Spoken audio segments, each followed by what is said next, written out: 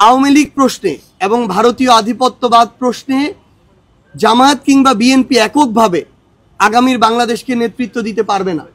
এই জায়গায় এনসিপির এবং তরুণ প্রজন্মের গুরুত্বপূর্ণ অংশগ্রহণ আবশ্যক।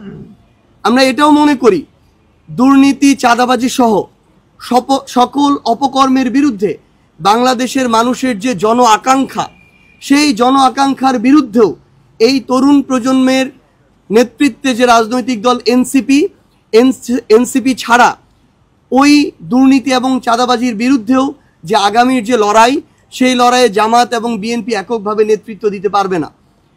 পাশাপাশি এতদিন ধরে আমরা দেখে এসেছি কিন্তু যে বিগত সময়ে বিএনপি কখনো তাদের জায়গা থেকে এককভাবে বাংলাদেশে রাজনৈতিক দল হিসেবে, সরকারি দল হিসেবে জনগণের প্রতিনিধিত্ব করেনি। আবার জামায়াতও বৃহৎ একটা জনগোষ্ঠীর প্রতিনিধিত্ব কখনোই সংসদে করেনি।